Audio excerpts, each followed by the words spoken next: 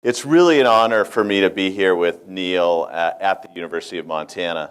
I've gotten to know Neel over the past year, and I think we're all in for a really interesting treat tonight. What he's brought to the Minneapolis Fed just in this short period of time, the outreach that he's done, the issues that he's tackled, the things and places that he's been, is going to be fascinating for us to listen to tonight. Typically, when you'd have someone like Neel, a president of a Federal Reserve here, we'd be talking about monetary policy. And I think one of the things that will be interesting and hopefully gauge some of the questions that you have this evening is just what Neel's going to be doing when he's in Missoula the first 24 hours. So we just finished a tour just a little bit ago with Opportunity Resources, one of the largest employers in Montana, to see what's happening there. Tomorrow, one of the things we'll be doing will be at the University of Montana talking about the Ed Ready and Job Ready programs in the Phyllis J. Washington School of Education. And then we'll go to the Native American Center and see the Payne Native American efforts that are going on there. So to think that we are looking at those types of issues with the President of the Federal Reserve of Minneapolis tells you that we're just not looking at spreadsheets and talking about supply and demand. This is a very complex arena that Neel has chosen to tackle, and I think that'll be some of the topics we'll talk tonight. So Neel's going to help us navigate things like too big to fail, diversity, economic diversity, all the different things that you're reading about in the paper, and to have Neel here, I think is great. So with that, let's start with a question. All right, Larry. So, as the new president, of the Federal Reserve Bank of Minneapolis, tell us just about some of your priorities and kind of what you've done and where you're heading. Sure. Well, first of all, thank you all. Let me echo thank you all for inviting me. Thanks for being here tonight, and thank you, Larry, for helping to organize and moderating. You know, I always think it's useful to start with a little basics about the Federal Reserve and why we're here. Like, why am I here today meeting with all of you? If you go back in time to our country's founding, our country has always hated the idea of having a central bank, to be honest with you. Alexander Hamilton created the first central bank, then they disbanded it. Now, why does our country hate central banking? First of all, we really don't like bankers, and second, we really don't like government. And the idea of bankers and government is about the worst of both worlds. And so we hated the idea of having a central bank. But then what happened in the 1800s is our economy kept having these boom and bust cycles. These financial crises, these big booms, and then terrible depressions. But it wasn't happening in other major economies around the world, for example, in Europe. Why is that? Because they each had central banks. So the Bank of England goes back hundreds of years as an example. So Congress finally decided we need a central bank in America, but we still hate the idea of having a central bank. So if we're going to have a central bank, let's have its power distributed around the country, not concentrated in Washington, D.C. So Congress in 1913 created the Federal Reserve, but did something unique. They created the Board of Governors in Washington, D.C., and then they created 12 regional Federal Reserve banks so that those banks were independent and more directly represented the regions all across the country. So the Minneapolis Fed is the 9th Federal Reserve Bank. We represent Minnesota, North and South Dakota, Montana, part of Michigan, and part of Wisconsin. So first of all, that's why I'm here. I'm here because my job, to be blunt, is to represent you. I go back to Washington 8 times a year where we decide monetary policy, interest rates for the country. Part of my job is to be able to speak about what's happening in our region, what's happening in our economy. And so that's why I'm here, to learn from you, to share with you, and to get insight so that I can bring back to Washington, D.C. So that's just big picture that I think is useful because a lot of people don't understand that. So my job is interesting because, number one, I get to know the region very well. And this is my second visit to Montana this year so far. And we have a very diverse region, diverse industries. We've got ag, we've got natural resources, we've got healthcare, we've got manufacturing, et cetera. So in many ways, our region really represents the U.S. economy. We have a diverse population. And so there are a lot of interesting issues that we're wrestling with. Now, Congress gave us, when they created us, they gave us what's called a dual mandate. Congress told the Federal Reserve, you need to achieve stable prices. And the reason stable prices are important, it's like a proxy, not an economy that's too hot, not an economy that's too cold, and maximum employment. So we want as many Americans who want to work to be able to find a good job and be at work. And we try to balance those two objectives. So the things that Larry talked about are really important to me to understand what's happening in the job market here. Are people able to find jobs? Are businesses able to find workers? Are wages going up? Are wages going down? What are the frictions? And so as we dive into understanding our maximum employment mandate, understanding what's happening on the ground here in different sectors of the economy, different sectors of the workforce is very, very important. So those are, at a very high level, those are some of the priorities that we're focused on that I would love for us to cover and for me to hear from you today. Great. So what we're going to do is have as much audience participation as we can, and we would appreciate any questions that you've got. And what I'd like to do is call on you during the entire time we're here. And so as you think about questions, and I'm going to ask Neel one more question, and then we'll go to the audience for a question for Neel. So one of your priorities right away has been this Too Big to Fail initiative. So why don't you tell us a little bit about what that is, why it was interesting, and kind of what your role, the Federal Reserve's role, is in tackling an issue like that. Sure. So earlier in my career, I was at the U.S. Treasury Department during the financial crisis. And so it's a funny thing to say now. It was not funny in the moment. I'm the guy who bailed out the banks, right? Not something you normally want to lead with, but I'll just get it out there on the table. We hated that we had to do it. But when we were faced with a choice of allowing the U.S. economy to collapse, where instead of the Great Recession, we would have been in the Great Depression, we asked Congress for the authority to bail out the financial system, and Republicans and Democrats came together and said, yes, we have to do this, even though we really don't want to do it. Now, that was the right thing to do at the time. We never want to have to do that again. And so coming out of the crisis, Congress passed something called the Dodd-Frank Act, which was supposed to address the problem of too big to fail banks. Now, coming out of the crisis, there were some people who were saying, you know what, we need to break up the banks, or we need to radically change them so that this can never happen again. But in that moment, 2009, 2010, people were worried that the U.S. economy was too fragile to do anything drastic like that. So instead, they passed Dodd-Frank, basically saying, let's keep the system the way it looks today. Let's put some Band-Aids around it. Let's make it stronger, but let's not do anything too transformational. And that's where we are today. So some regulations have been passed. The banks are stronger than they were before. But in my opinion, they're still too big to fail. In my opinion, if a big bank ran into trouble today, we would still have to turn to taxpayers because allowing one to collapse would be devastating for society. This is like a nuclear reactor, right? If a nuclear reactor melts down, it doesn't just melt down for the reactor, it devastates the community at large. And so given that, you saw the Fukushima disaster in Japan, governments will do anything they can to prevent that reactor from melting down. So personally, I don't think it's a good idea that we have too big to fail banks at the center of our financial system because these things have a way of repeating themselves. So in February, a month after I joined the bank, I announced a major initiative at the Minneapolis Fed to try to come up with a plan to really address too big to fail once and for all, to really give consideration to those transformational ideas like breaking up the banks or fundamentally restructuring them, totally changing the way that they're regulated so that we can have confidence that this isn't going to happen again.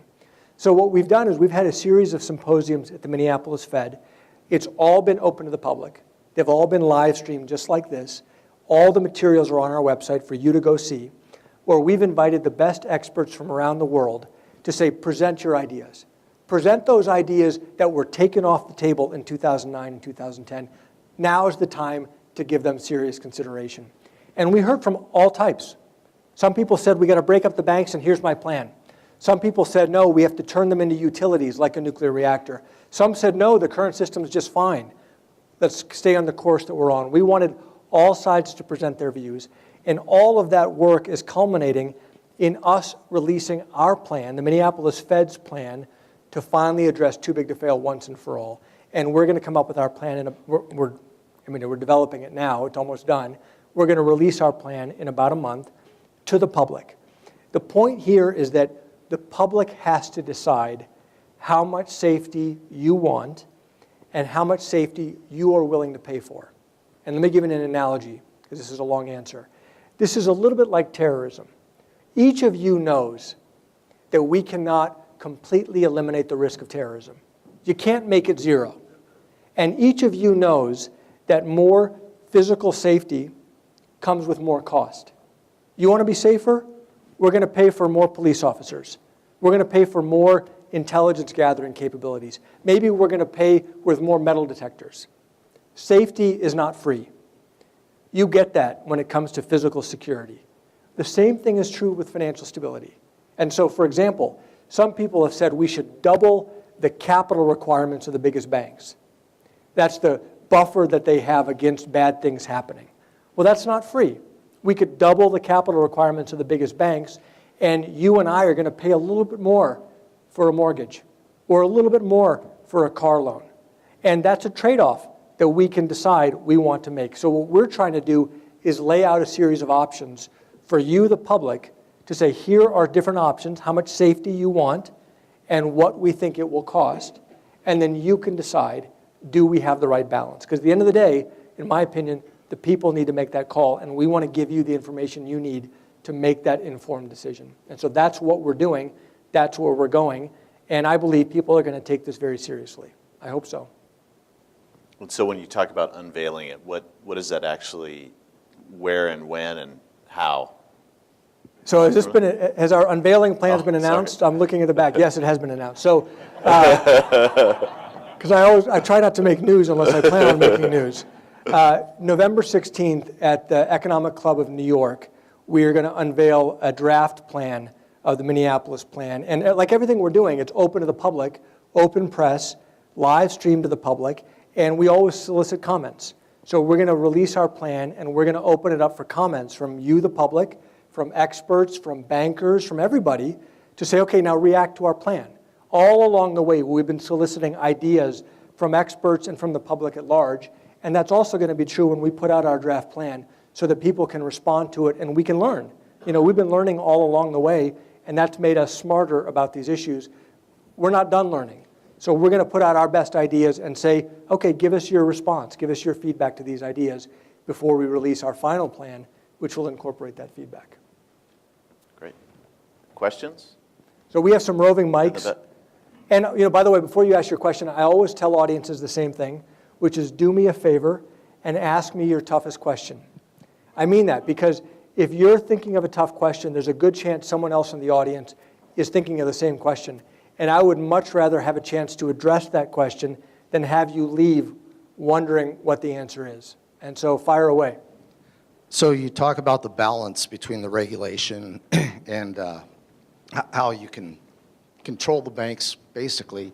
What you find is there should be a balance between the regional banks, the small banks, and the larger banks. And right now, I don't think there's that balance.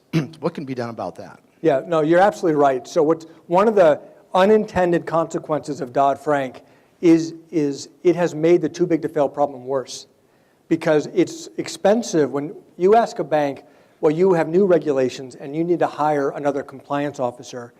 If it's a huge bank, it's not such a big deal to hire one or two more compliance officers. But if it's a little bank with 10 employees and now they have to hire one more, all of a sudden they can't afford it. And so in a perverse way, the big banks have more advantages now than they had 10 years ago.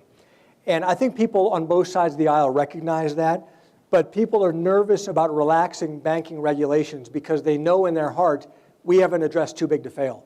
So my hope is that if we come up with a plan that people can rally around and have confidence that we've really addressed too big to fail, then we can relax some of the regulations that are smothering the small banks that are not like nuclear reactors, that are not at risk of bringing down the US economy. And so to me, these issues are related in that way, and I hope we can address it. So another one here. Is it on? There you go. My name's Stephanie Hardigan. I'm an undergrad here. My question is, will Brexit affect the Fed's decision-making? That's a good question. You know, it could. It certainly, you know, we think about risks all around the world when we think about our near-term monetary policy decisions. So going into Brexit, so Brexit was in June, the vote was in June, our best analysis suggested it would not happen, that they would say, no, they're going to stay part of the EU.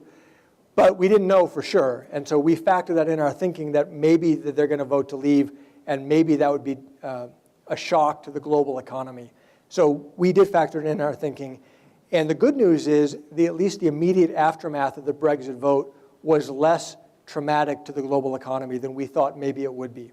Now, what's going to happen with Brexit from here is very unclear. Right? We just don't know, because really it's about a political calculus that the European Union has to make. They want to keep it together, but how are they going to allow Britain to leave? Is it going to be very punitive for Britain to discourage others from leaving?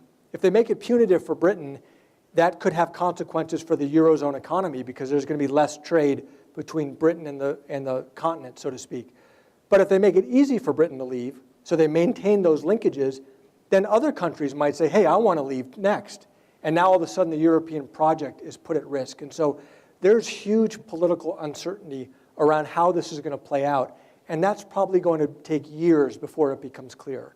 And so we do look at our major economic trading partners around the world to try to understand what's likely to happen and what is that likely to mean for the U.S. economy. So it definitely factors in our thinking, but I can't predict what the outcome is. Maybe you have predictions. I don't have predictions on how it's going to play out.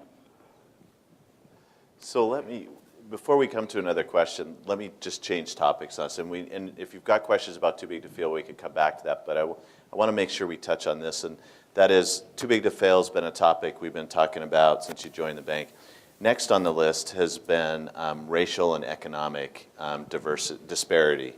And so tell us a little bit why that is a topic at the Fed and what you've learned since you've been at the Fed. Sure. So one of the big surprises that I had when I came to the 9th District, and in Minnesota in particular, is that we have a really robust economy in many ways, but we also have some of the worst racial disparity in the country.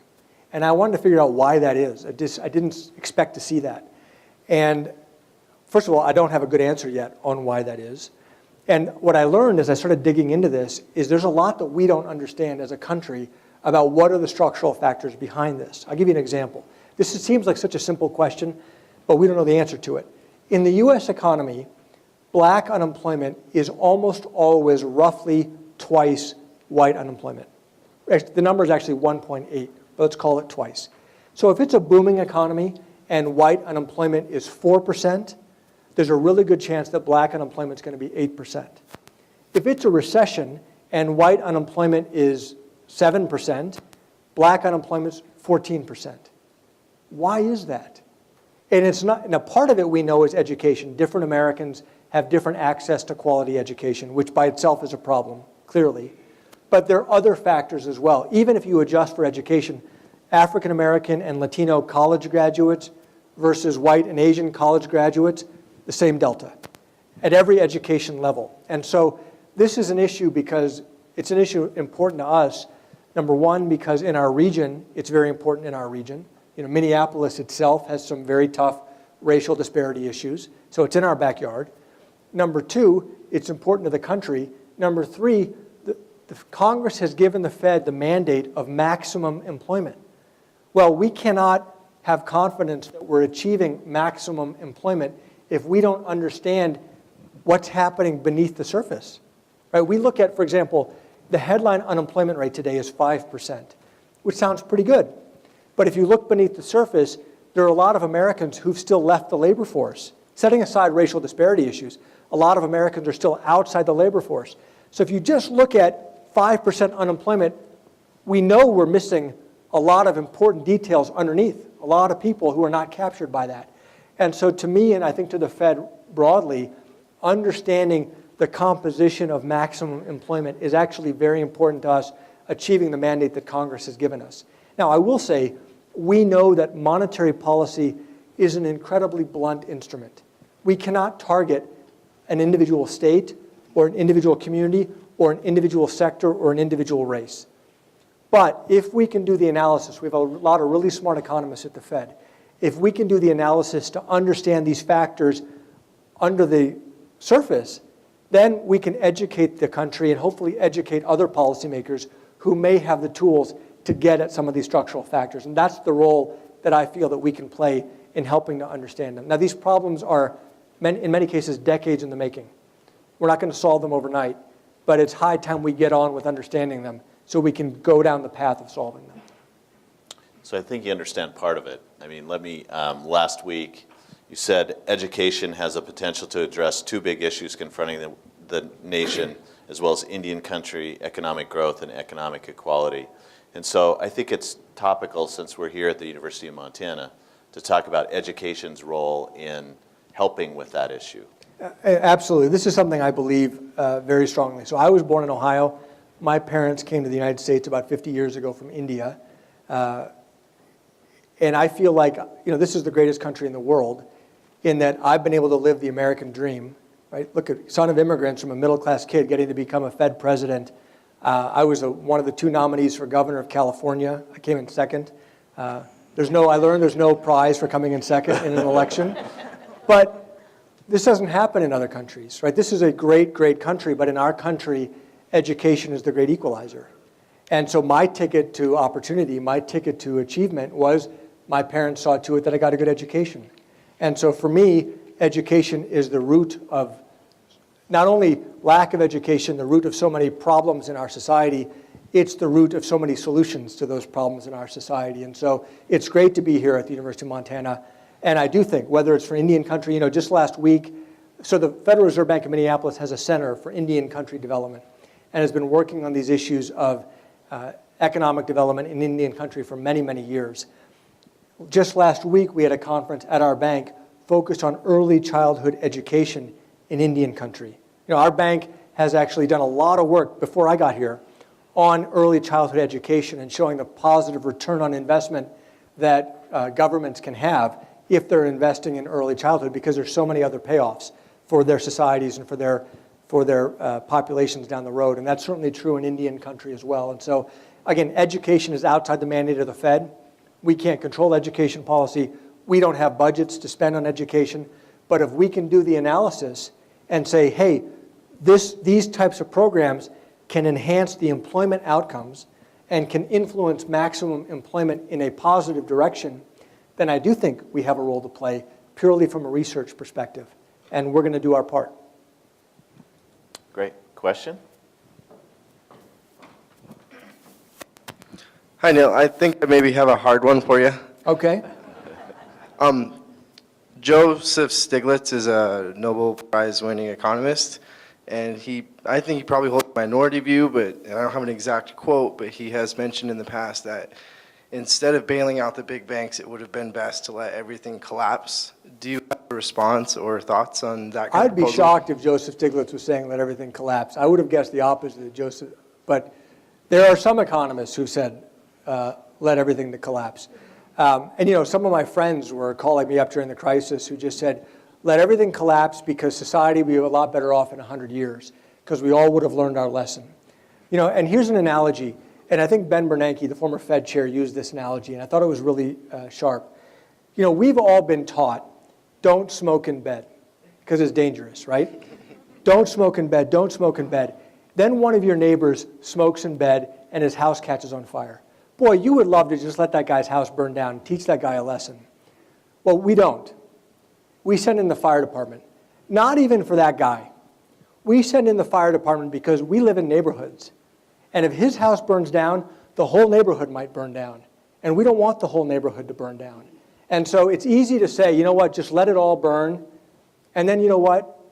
The whole neighborhood would have burned down. And so we didn't have a choice. It was the right thing to do, not for the sake of the banks. It was the right thing to do, not for the sake of that guy who smoked in bed. It was the right thing to do because the rest of us didn't smoke in bed, and it wouldn't have been fair if the rest of us were living in the Great Depression today. And so I don't have much patience for folks who said, just let it burn. It's an easy, glib thing. I'm not criticizing you. It's an easy, glib thing to say, but if you stop and think about it for about 2.5 seconds, you realize it doesn't make any sense. Right. No, I agree. I agree with that. All right, I know, I'm not picking on you. I appreciate you asking that. Do you have another question? Oh, over here. Hi. If bank size is the primary risk and compliance is hardest on the small banks, are you designing compliance requirements that are size dependent? Well, that's what we're hoping to get to. I mean, we're hoping that when our plan comes out that really addresses the too big to fail problem, we're going to make some suggestions on how regulations could be rationalized for the small banks in terms of more sensible compliance. We want small banks to be safe too. It doesn't help anybody when a small bank fails. But we think that there's a smart way to do this where you get, the benefits of safe and sound banks among the small banks, but not overly burdensome compliance requirements and capital requirements that just don't make sense for the little banks. And so yes, that is part of it. Though I will say most of our focus is on addressing the biggest banks. But again, I think those two things ultimately are related. But are the rules size dependent in terms of their requirements? Sure, there will be. Yeah, there are today some rules like if you're a $250 billion bank, some of your requirements are different than if you're a $50 billion bank or a $10 billion bank. That does exist today. Does it go far enough in terms of those gradations? No, probably not. So there will be a size component. But it's not just about size. Some of the big banks are systemically risky by the nature of the activities that they're involved in, not purely based on size. So size is one dimension, but not everything. So you're much too humble about your research you've done with Head Start in Minneapolis. If in doubt, all you have to Google is early childhood education, Minneapolis, and there is tons of information there that if you're involved in any community activities, you need to read because it's good, hard economic science, and it's something you can put your faith in. So with that, you're much too humble.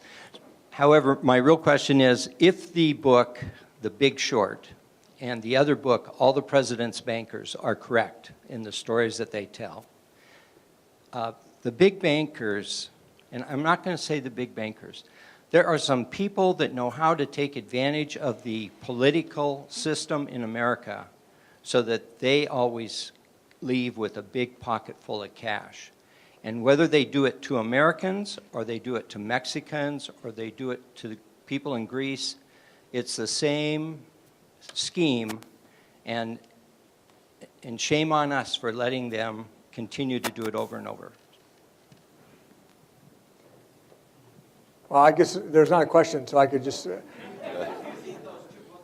Well, I didn't read the second book. I did read The Big Short. I'll say this. A lot of people were at fault about the crisis, and the banks absolutely played a big role, but it wasn't just the banks. And if I'm being perfectly honest, and I always try to be, what was the root cause of the crisis? Human societies are prone to mass delusions. And we all participated in that mass delusion. And the delusion was that home prices only go up. I bought a house in California in 2005. I didn't see it coming. And the bankers believed home prices would keep going up. The rating agencies believed it. The regulators believed it. And the homeowners believed it. And it was the wrong belief. And the problem is these things happen again. And it's not going to be us. It's going to be our kids or our grandkids or our great-grandkids who are going to repeat the same mistake. So yes, absolutely, the banks played a very big role. But if I'm being honest with you, we all played a big role in this. And what I'm focused on, you can't legislate wisdom. It's not illegal to be stupid. The key is, can we build a regulatory system that allows humans to make human mistakes without devastating the economy at the same time? And that's where I'm hoping we can get to. So let's talk about Wells Fargo. It's, as long as we're on this topic, and we've got too big to fail, but there's been some recent articles about too big to manage. Is that part of the thinking as well? And it's in the paper, so let's talk a little bit about Wells Fargo. Well, first of all, I'll say all I know about Wells Fargo is what I've read in the paper, so I know the same thing that you do. The Minneapolis Fed is not the primary regulator, so I don't have any inside information. Even if you did, though, you couldn't say anything. Yeah. Well, if I did, I really would be commenting. Here I feel liberated because we're going on public information. I actually don't think this is a case of too big to manage. I'll give you an example. So I'm the CEO of the Minneapolis Fed. We have about 1,000 employees, and I worry about what might be happening in the organization that I'm not aware of. Down in the basement somewhere, something's going on that's bad that I'd be unhappy about if I knew it. Well, that wasn't this case. The CEO knew. The board of directors knew. They knew for 4 years. So this is not a case, in my opinion, of too big to manage. It's just bad management. They saw the data, they knew what was going on, they made the wrong decisions. And big companies, all companies of all sizes make mistakes. Think about when Boeing or Airbus announces plans for a new plane. You can be pretty darn sure that plane's going to be about 5 years late and about $5 billion over budget. The difference is in the financial sector, when they make big mistakes, they can put the economy at risk. And so I don't blame people for making mistakes, but it's what you do when you know about the mistake and how you respond when you know about the mistake. And so I do think too big to manage is a potential risk for all big companies, not just big financial institutions, but you got to have good management too. We have another question in the back. Is this on? Yeah, it is. Mr. Kashkari, my name's Caleb Chestnut. I'm a double major in finance and economics here. And I'm curious about your role as the Assistant Treasury Secretary during the financial crisis. In particular, I'm interested in what you would say like the scariest moment of the crisis was for you and what your thought process was during that time and ultimately how you chose to respond. Sure. Well, there were a lot of really scary moments. So, I have a mortgage now. I had a mortgage at the time from the house I bought in California in 2005. And my savings was in a money market fund. And I took a big pay cut when I went to government. And that was okay because I had enough savings. I figured I could cover my mortgage, work in government for a few years, go back to the private sector.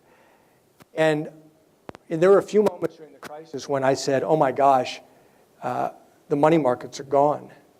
And I'm going to lose my savings, and therefore I'm going to lose my house because I'm not going to be able to pay my mortgage. And I thought I ought to transfer my money from my money market account to my checking account because it's more likely my checking account will survive than my money market account. Now, I didn't ultimately do that because I felt like it wouldn't be ethical for me because I had inside information about how fragile the world is. And if I lost my house, well, millions of other Americans are losing their homes too, and I would be with everybody else. So I didn't do it, but I thought about it. I remember one night after Congress passed the TARP, but before we had it up and running, an economist came in my office. We were all working 7 days a week between 12, 15, 18 hours a day, some nights all-nighters. I was sleeping on my couch month after month. And I remember one night an economist came in my office crying, saying the financial system is collapsing. What are we going to do? And what I said is the only thing we can do, which is get our programs up and running as quickly as we can. And if the economy collapses tonight, we will work tomorrow to put it back together. And I learned in the moment, and I'm not patting myself on the back, I learned in the moment that I was able to think clearly at 11 o'clock at night under a lot of stress. And you're under that kind of stress. I found it very focusing, honestly. And I was able to think clearly and just say, we got to just keep marching forward. And the good news is we had a wonderful team of people with us, totally non-political, just people committed to doing whatever it takes to get through the crisis and to stabilize the economy. And I'm really proud of the team that we assembled. People were volunteering from the government, from the private sector, from nonprofits. We assembled this great team who were committed to the mission, and I'm really proud of the work that they did. Another question?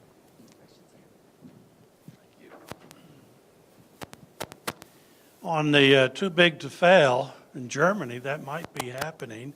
We don't know with Deutsche Bank.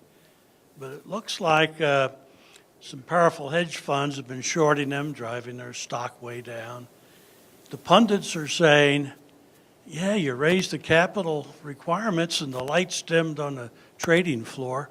They're not going to be able to make any money. So one group wants the government to bail them out. The government said, this is Germany, we don't bail them out. Do you think the pundits are right that if you raise capital requirements enough, banking becomes much less exciting and profitable? That'd be a shame, wouldn't it? I don't lose any sleep over that. If big banks have higher capital requirements than little banks, and they don't have business models that can afford that capital, then maybe they don't actually need to be that large. Right? Big banks argue that they have huge economies of scale and economies of scope, and that they can do things for their customers that middle-sized banks can't do. Well, then they should be able to afford higher capital requirements to cover the additional risk that they're inflicting or subjecting the economy to. If that ends up not being the case, then I guess that calls into question whether those economies of scale are really as profound as they suggest they are. And so to me, I think we need to find the size capital requirements that are right to protect the economy. And if they have business models that work, that's great.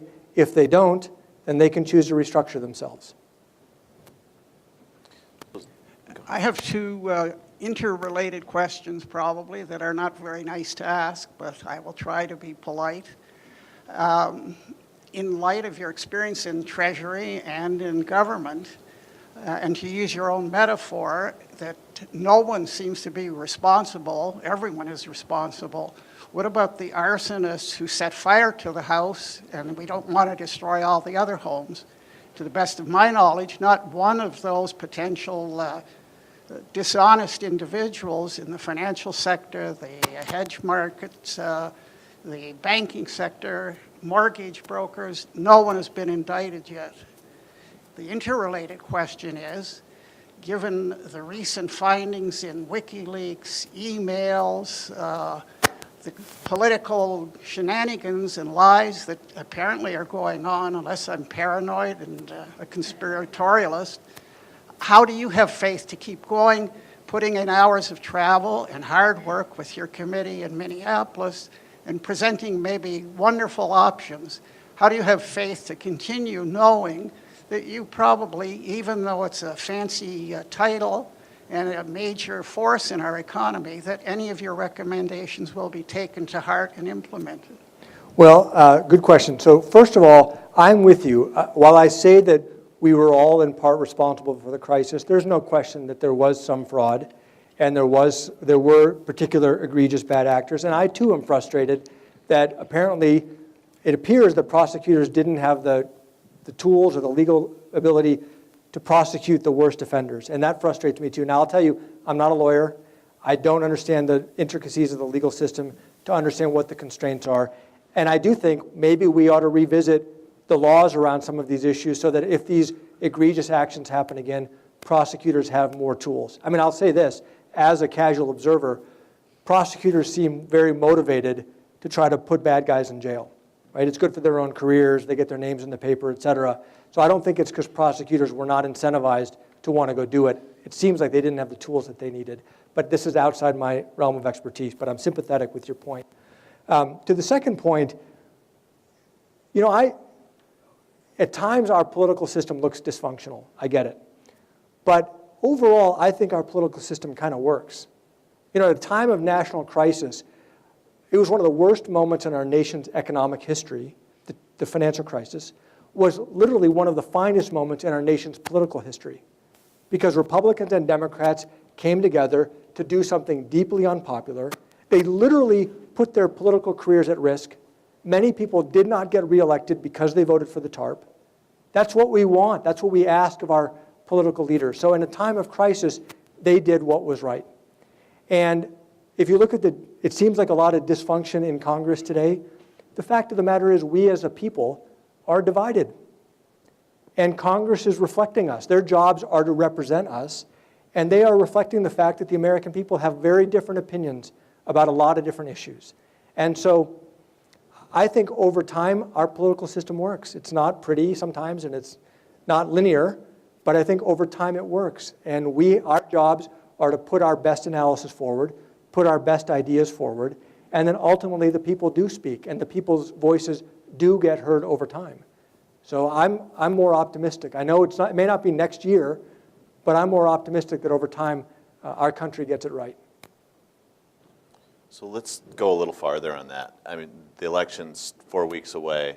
I think it's worth talking about that difference between monetary policy that the Fed is involved in and fiscal policy, and what your role is in monetary policy and how that interacts with fiscal policy. Sure. Well, first of all, Congress has given us the mandate of monetary policy, and they've said, we're going to leave you alone, not interfere, but the deal is we don't get involved in politics. So that's like the golden rule for the Federal Reserve. We do not get involved in partisan politics at all.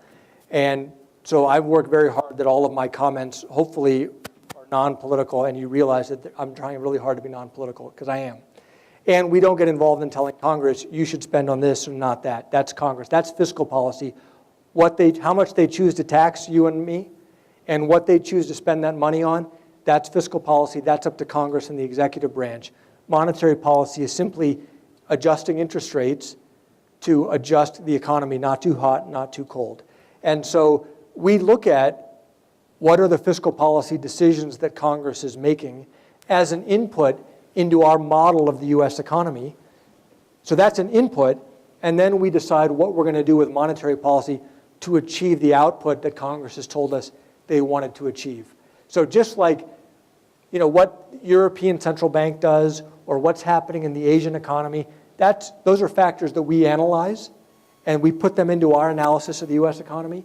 We also put into our analysis of the US economy, what's the US government's budget? What's the trajectory for budget? What do we think that means for US economic growth? Great. Another question? Yeah, hi. So I was wondering if there would be like a strategic way to kind of break up some of these bigger banks by adjusting their like federal fund rate and then interest rates, which would in turn like affect their profits. So I don't know if you can like set it for the smaller banks, they would have lower rates or different rates than the bigger banks, but I don't know if that would even be something that would be feasible at all. Sure. So you wouldn't be able to do it through interest rates because interest rates are basically set for the entire economy at the same time. But you could do it through those capital requirements, which is the reserves that they have against bad things from happening. And if you increase a bank's capital requirements, then they have less money, basically their profitability goes down because they're able to borrow less money and they have to have more internally funded capital, so to speak. And sorry, there would be no way to like kind of separate the larger banks based on a certain size. yes, you could, but you would do that through the capital requirements, not through the interest rates, because the interest rates end up being uniform for everybody in the economy. But we already do today. The biggest banks in America have higher capital requirements than mid-size and smaller banks. So they already are separated. The question is, are they separated enough? And that's part of what we're looking at. And if you really wanted to break up the banks, you could jack those capital requirements way up for the biggest banks. And then to the gentleman's question earlier, very likely their profitability would fall. And their shareholders would say, hey, we don't like these high capital requirements. Let's break up into smaller banks so that we can have lower capital requirements. And that would be one way of achieving it. So with the questions on the financial crisis that we've had tonight, I mean, there's an interest in that and how it happened. And one of them was the housing bubble. I mean, and you've talked about that. Let's fast forward to today. What does the economy look like for the next 12 to 18 months? And are there other asset bubbles out there in your mind? And what's hindering any potential growth going forward? Well, unfortunately, we are expecting more sluggish growth, kind of 2% growth that we've been experiencing. The U.S. economy, there's a golden rule or an adage, so to speak, that the deeper the recession in the U.S. economy, the faster the recovery. The deeper, and then it bounces back. Well, we've had the deepest recession since the Great Depression, and yet we've had the most sluggish recovery. So it's really perplexing. Why has the recovery been so slow? I wrote a long paper on this a few weeks ago, which you can find on the Minneapolis Fed website if you want to look at it. But it's a lot of different factors. Everything from demographics. Our society is aging. Our society is not growing as fast as it used to. That is a source of slower growth. Because if you have more people, you've got more workers and you've got more consumers. And if we're just not having as many kids as we used to, our population isn't growing as fast. And that can be a source of the slow recovery. Another potential one that I think about is what I call psychological scarring from the crisis. The crisis was so severe that I know for me, it has probably changed my behavior for the rest of my life. Right now, I pay down debt as fast as possible. I didn't used to do that before the crisis. And that'll probably be with me for the rest of my life. And people have studied the Great Depression generation. They changed their behavior forever. It wasn't until their kids and their grandkids grew up did you start to see those effects wear off. That could be affecting us because right now we have very low interest rates and yet business investment is low. You would think that with very low interest rates, businesses would be investing a lot. It could be that scarring is affecting businesses too. We're not sure. Another potential one that a lot of people talk about is lackluster technology development. Right? We're all enamored with our iPhones and our smartphones and Twitter and Facebook. But if you compare the modern day technology developments to the technology development of 100 years ago, they're pretty unimpressive.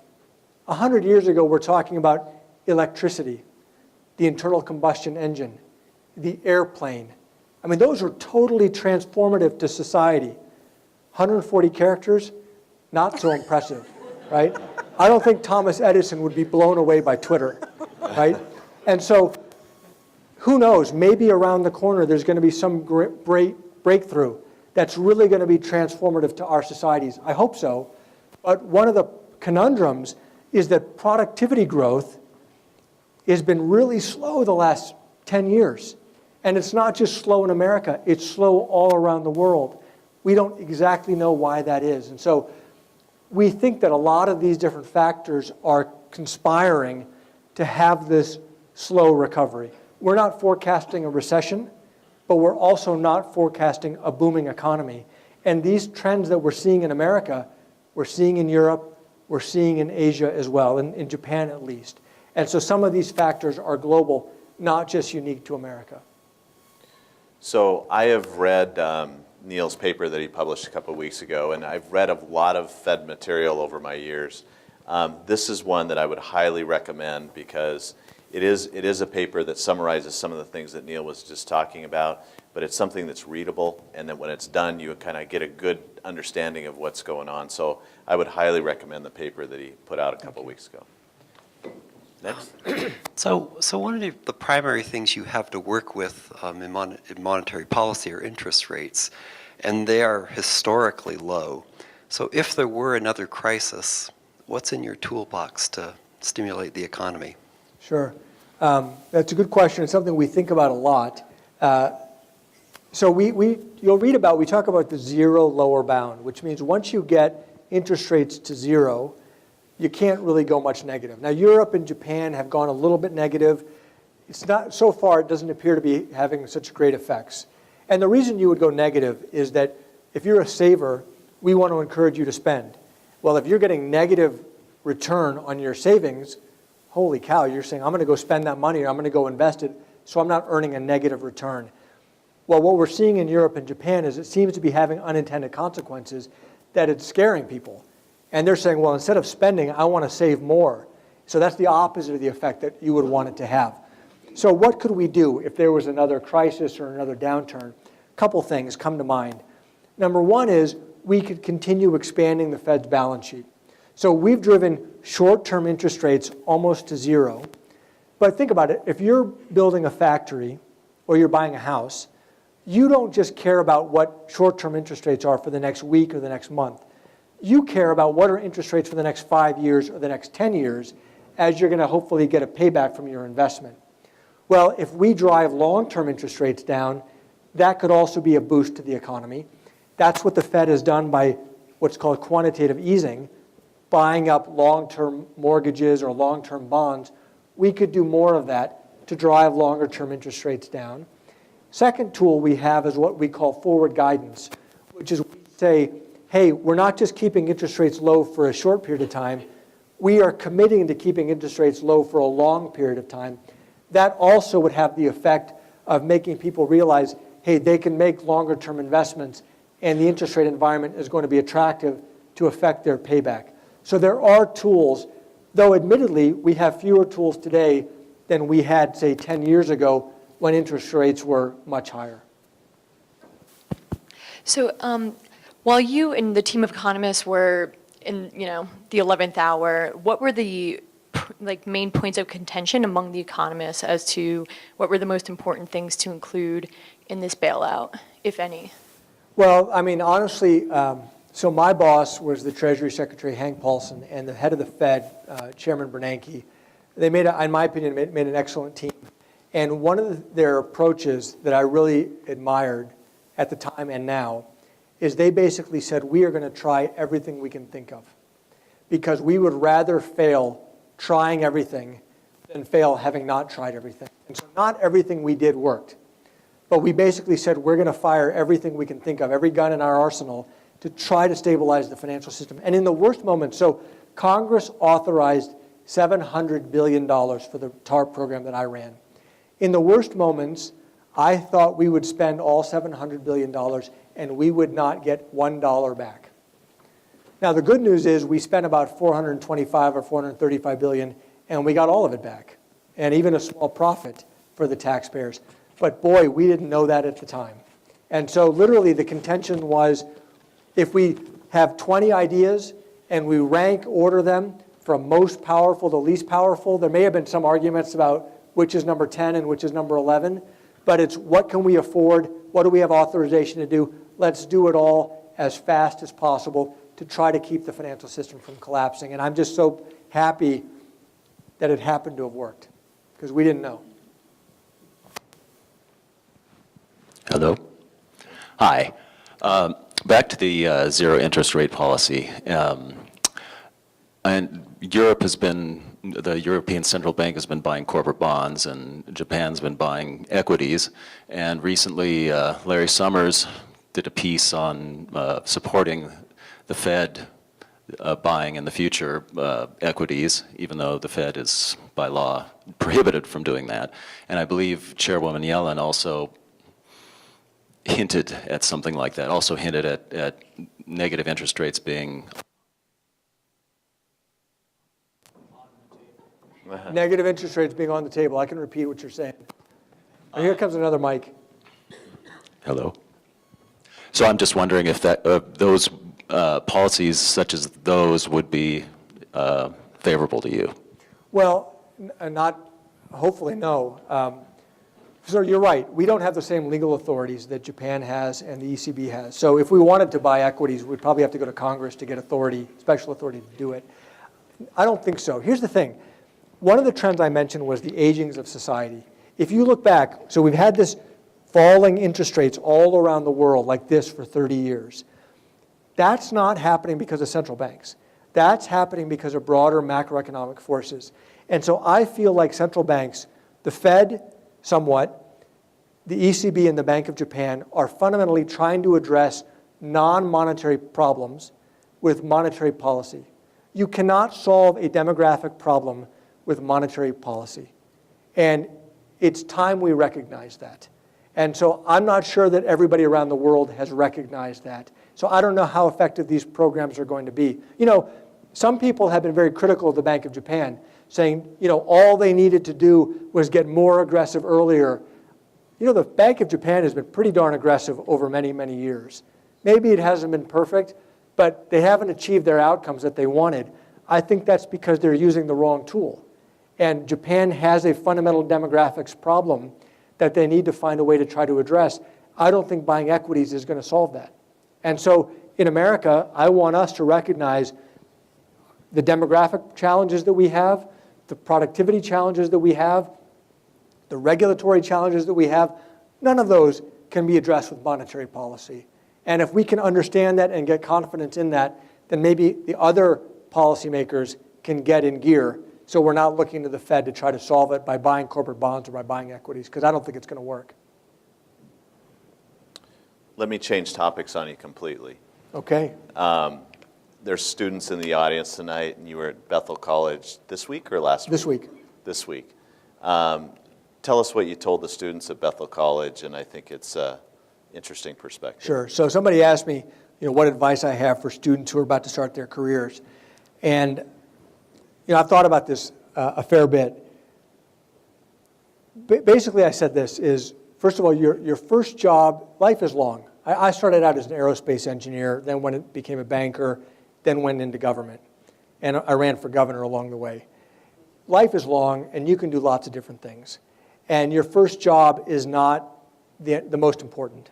What's most important is what you do with it. And people have asked me, what are the keys to being successful in my job and my career? Should I network? True story. I have never spent any time networking. I say to people, the most important thing you can do is crush your job.